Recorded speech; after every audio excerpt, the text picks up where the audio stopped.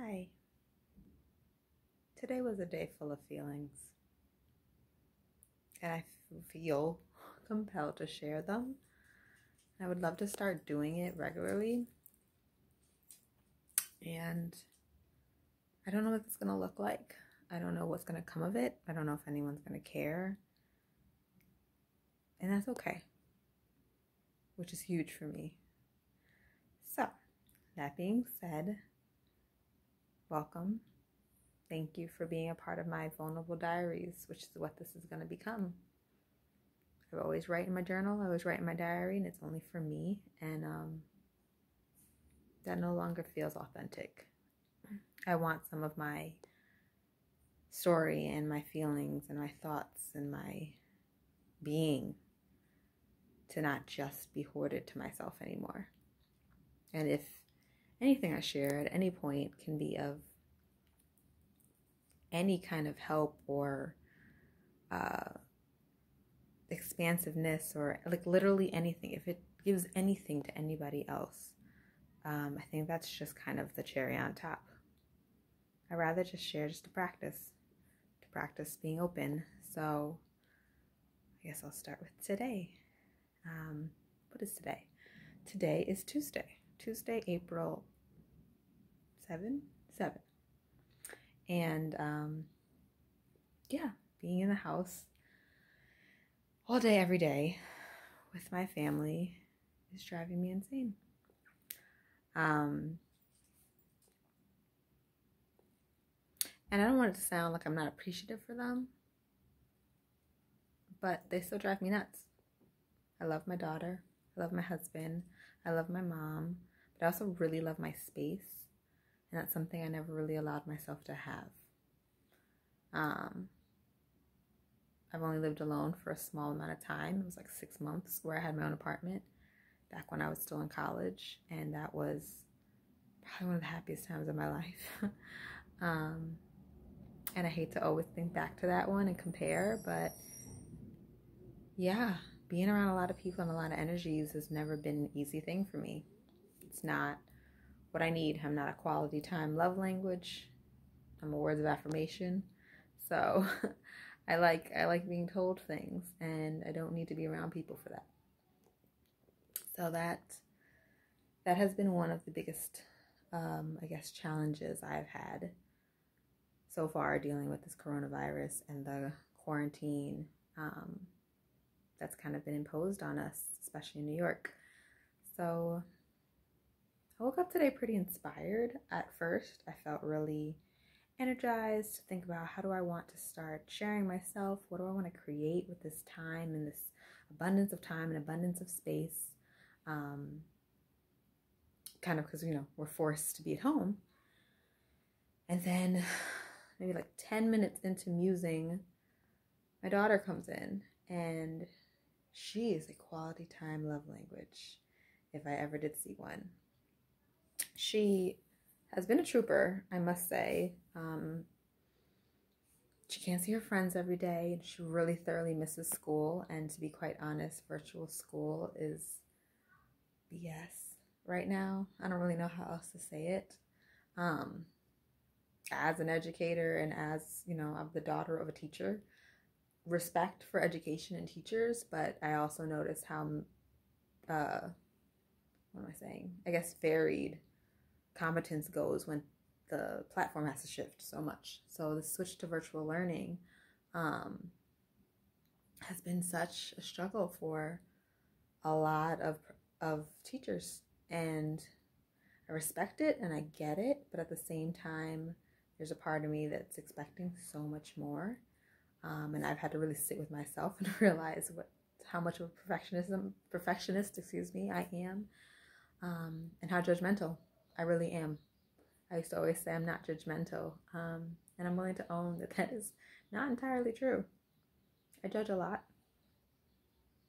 and I am willing to say I don't hate myself for that anymore.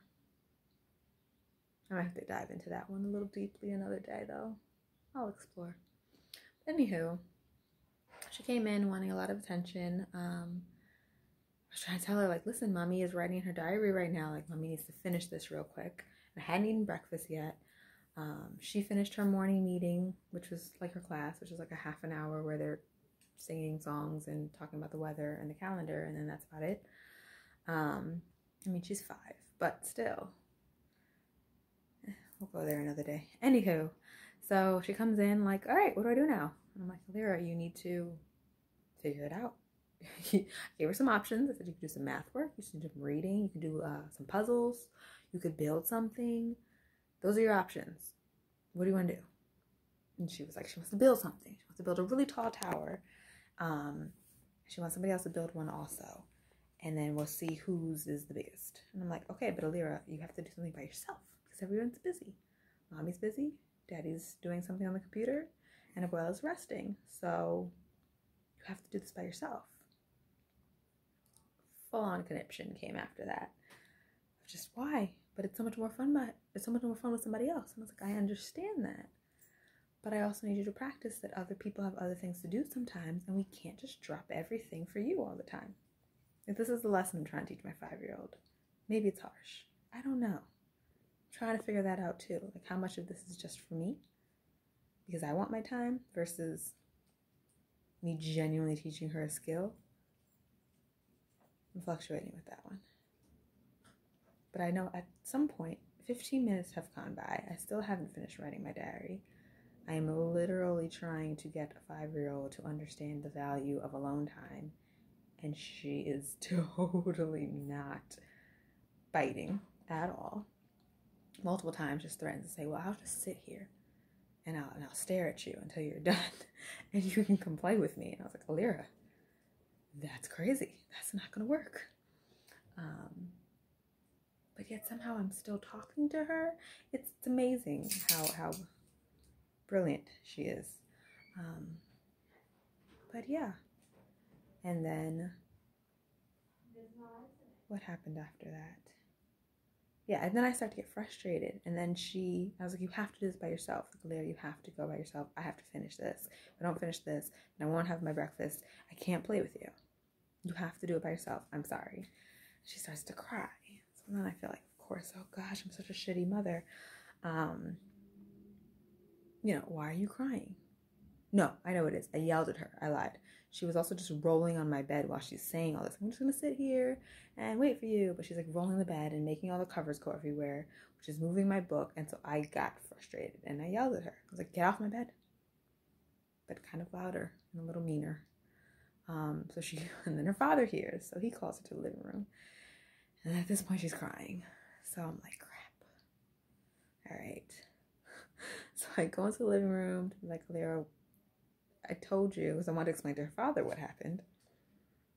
And I was like, I need you to try learning how to do things by yourself, honey. It's not forever. It doesn't mean we don't love you. We're still here. But everyone's going to have to do their own thing. Things are a little different. I know you want to be at school. And she's just sitting there bawling and crying at this point. Like, but I didn't ask for this. I didn't ask for this virus to come. I didn't ask to not be able to go to school and see my friends. Broke my heart because she's so right. None of us asked for this, especially not my little 5-year-old who just wants to be around her friends and just wants to be around me. And I'm struggling to deal with the guilt I feel as a mother for not being able to understand that all the time. How do I rationalize and balance what I need with what my child needs, with what my husband needs? All under the same roof, all at the same time. So that was part of what I struggled with today. And it's a question that I'm going to find the answer to for myself that works for me and my family. Because this is likely an issue that's going to come up again. And it doesn't mean I'm bad. And it doesn't mean we're broken. And it's not the end of the world. But I do think it helps to own it. To own that I was angry. To own that I was frustrated. To own that I don't know if it's okay to feel selfish, or was I valid, or can I be all of them? So yeah, that's my video, vulnerable diary for today.